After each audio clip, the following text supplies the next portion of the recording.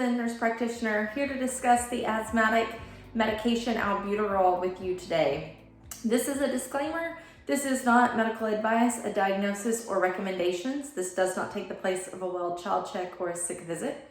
If you have any questions, please call your healthcare provider or your pediatrician. So let's discuss Albuterol. Albuterol is something that a lot of asthmatics take or have on hand. It is a bronchial dilator, meaning that it relaxes the bronchioles in your lungs and allows for air to move in and out more easily. When you have asthma, or if you're in an asthmatic exacerbation, you can take this medication because your airway gets super constricted and tight, and this medicine allows it to relax and allows air to flow in and out more easily. However, there are some instances when we have children who have colds and who are wheezing.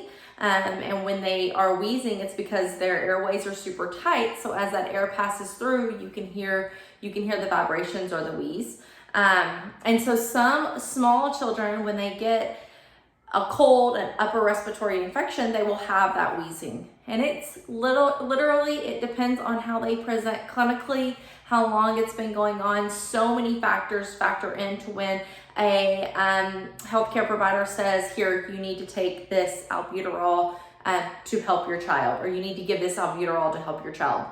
A lot of the times in the clinic, we will do a trial run. We will give a treatment, an Albuterol nebulized treatment, to see if it relaxes everything, if it helps the child breathe easier, increases their oxygen saturations, increases their productive cough, or just allows, we listen to them to see if the air is moving more freely through their lungs.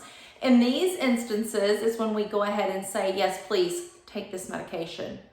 Other times we may give it and nothing happens, nothing changes. Therefore, the risk of taking the medication far outweighs the benefit, and so we decide not to give it. Just because your child has come in before and has needed the Albuterol via nebulizer does not mean that they need it every time they get a cough, okay?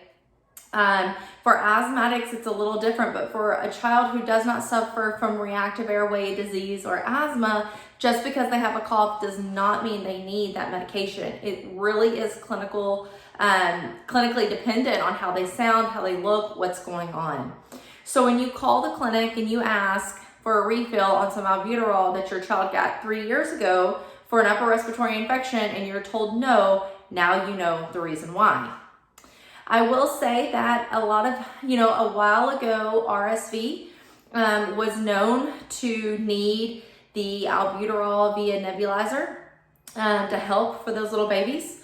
Again, it's really clinically dependent how that baby looks and what's going on with them, how hard they're breathing and working. It's about 6 one way, half a dozen the other on studies whether Albuterol works or not. So, your cousin may get an Albuterol prescription for their 1-year-old who has RSV, and your 6-month-old who has RSV may not need one.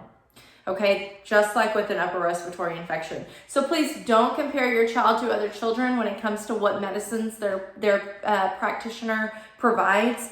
And don't assume that because they've had it before without a diagnosis of reactive airway disease or asthma that they need it again. It seems like a very easy fix. You give them Albuterol, they get better. However, Albuterol, just like any other prescription medication or supplement medicine there is out there, has side effects. And some of those are negative side effects, and some of those can have long-term effects on your child down the road. Again, if you have further questions, if you're just not sure, seek out your healthcare provider and ask them to better explain it to you.